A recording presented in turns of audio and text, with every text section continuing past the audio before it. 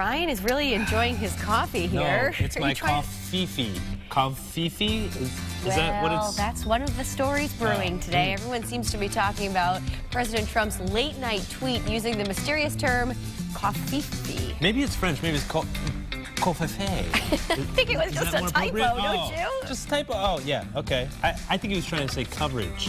Like news. Well, the tweet said, despite the constant negative press, covfefe, whatever he was trying to say there.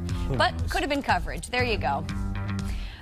So people have been talking about it all morning long. Yeah, making T-shirts. It's really gone viral. Hats, everything is out there now. And he deleted the tweet, the president, and then came back later and said, can people find out what it really means? Well, so I'm sure a lot of people will be digging deeper for that answer today. Oh, hey, also today is National Speaking Complete Sentences Day, something that we strive to do here on the show. We try to do that. Sometimes it works. Yeah, sometimes we even try to...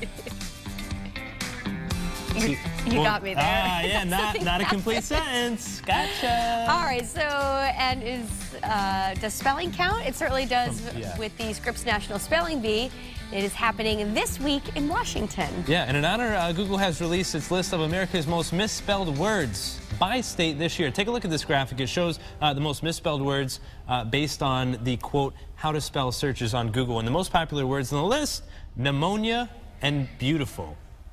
Okay, the other words... Did you know pneumonia? I know it's a tricky Pneumonia one. and beautiful. Schedule gets me every once in a while. Schedule, tomorrow. That is on the list, tomorrow, and vacuum. Okay, guess what Connecticut's was?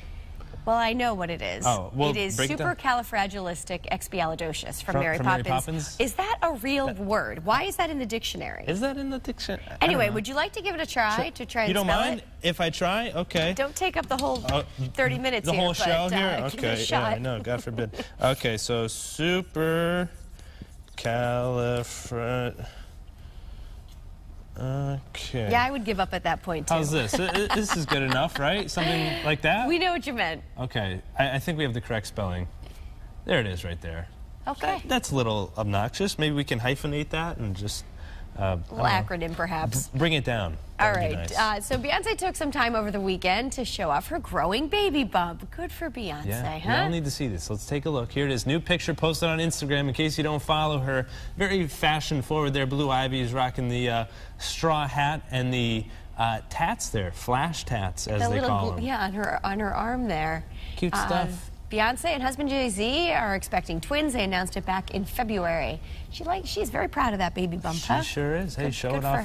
Show it off if you got it, right? No, thank you. No? Okay. All right. Well, hey, in other news this morning, there's a new security cam that can recognize faces. I mean, this is good since it's a security cam, but kind of creepy in the sense that it can pick up on this. Right. It's the Nest Cam IQ. It has a zoom feature that activates when a person walks by and then follows them to get a clear shot.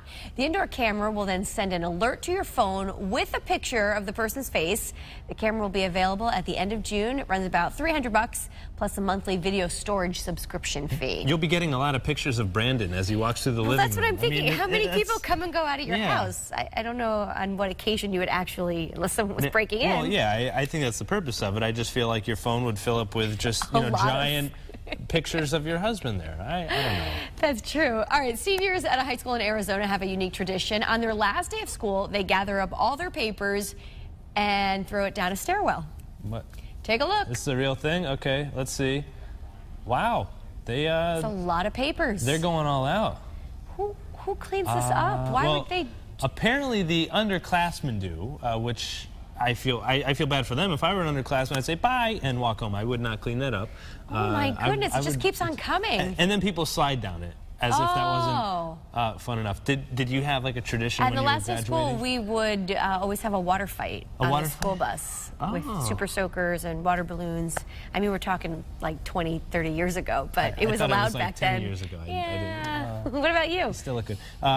We had the slip-and slides outside at the top of our hill, but it wasn't like kids were getting in trouble, so I just sat at the lunch table and looked at everybody and said, hey, you guys can do it. I didn't want to get in trouble. You didn't go down the slip and slide on the last day of school? I was like a goody two-shoes. I didn't want to get in trouble, you know what I'm saying?